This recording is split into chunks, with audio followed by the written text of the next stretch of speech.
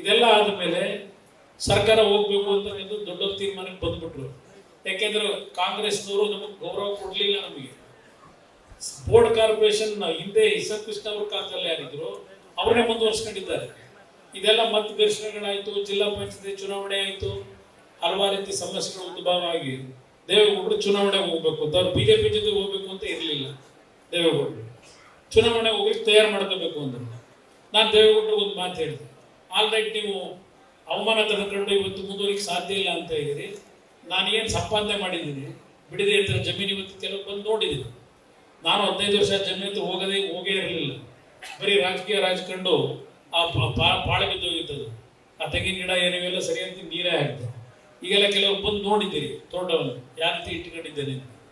ಅಲ್ಲಿ ಆ ಜಮೀನೇ ಮಾರಿ ಚುನಾವಣೆ ನಡೆಸ್ಕೊಡ್ತೀನಿ ಅಂತ ದೇವೇಗೌಡರು ಏನು ಹಣ ಸಂಪಾದನೆ ಮಾಡಿರಲಿಲ್ಲ. ನಮ್ಮ ಹತ್ರ ಅವಕಾಶ ದುಡ್ಡಿರಲಿಲ್ಲ.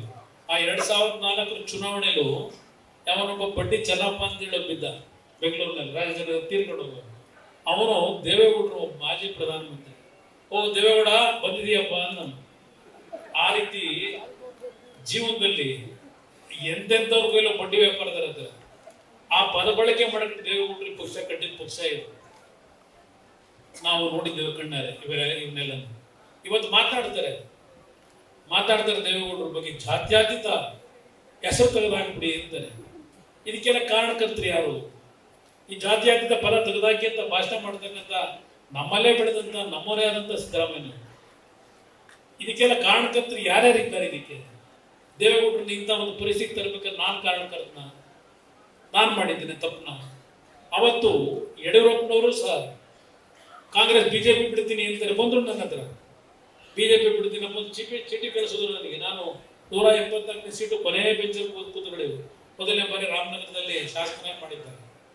ಸಿದ್ಲಿಂಗ ಸ್ವಾಮಿ ಅಂತ ತಿಳಿಸಿದ ಯಡಿಯೂರಪ್ಪನದ್ದು ಒಬ್ಬ ಪಿ ಎ ಒಂದು ಸ್ಲಿಪ್ ಕೊಟ್ಟ, ಯಡಿಯೂರಪ್ಪನವ್ರು ಭೇಟಿ ಮಾಡಬೇಕು ಅಂತಾರೆ ಅಂತ.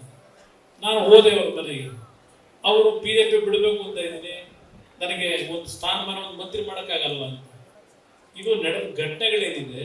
ನಾನು ಅವತ್ತು ಯಡಿಯೂರಪ್ಪನವರಿಗೆ ದಾರಿ ತಪ್ಪಿಸ್ಲಿಲ್ಲ. ನಿಮ್ಮ ಒಂದು ನಾಯಕತ್ವ ಇದೆ. 45 ಜನ ನಿಮ್ಮಲ್ಲಿನ MLAಗಳು ಬಿಜೆಪಿ ಬಿಡಬೇಕು ಅಂತ ಇದ್ದಾರೆ. ಅವ್ರನ್ನೆಲ್ಲ ಸಂಘಟನೆ ಮಾಡ್ಕೊಂಡು ತೀರ್ಮಾನ ಮಾಡ್ಕೊಳ್ಳಿ, ನಿಮ್ಮ ನಾಯಕತ್ವ ಉಳಿತದೆ ಅಂತ. ನಾನೇನಾದ್ರೂ ಅವ್ರು ನಾಳೆ ಮಾಡಬೇಕು ಅನ್ನೋದಾಗಿದ್ರೆ ಆಯ್ತು, ನೀವು ಬರಬೇಕು ಅಂತೆಲ್ಲ ಬಂದ್ಬಿಡಿ ಅಂತ ರಾಜೀನಾಮೆ ಕೊಡಿಸಿ ಒಬ್ಬರನ್ನ ಹೊರಗಡೆ ತಂದಿರಿ ಬಿಜೆಪಿಯಿಂದ. ಅವ್ರ ಪರಿಸ್ಥಿತಿ ಲೀಡರ್ಶಿಪ್ ಏನಾಗೋದು? ನಾವು ಆ ರೀತಿ ಬದುಕಿರತಕ್ಕಂಥವ್ರು. ಯಾರಿಗೂ ನಮಗೋಸ್ಕರವಾಗಿ ಇನ್ನೊಬ್ರು ಬಹಳ ಹಾಳು ಮಾಡಿಲ್ಲ, ನಾವು ಇನ್ನೊಬ್ರಿಗೆ ತೊಂದರೆ ಕೊಟ್ಟಿಲ್ಲ. ಇದನ್ನು ಬಹಳ ಸ್ಪಷ್ಟವಾಗಿ ಇವತ್ತು ನನಗೆ ದೇವರ ಸಮಾನ, ನೀವು ನನಗೆ ದೇವರ ಸಮಾನ. ಇದನ್ನು ನಿಮ್ಮ ಮುಂದೆ ಮನಸ್ಸು ಬಿಚ್ಚಿ ಮಾತಾಡಬೇಕು ಅಂತ ಬಂದಿದ್ದೆ. ನ್ಯೂಸ್ ಫಸ್ಟ್, ನಿರ್ಭೀತಿಯಿಂದ ನಿಮ್ಮ ಪರವಾಗಿ.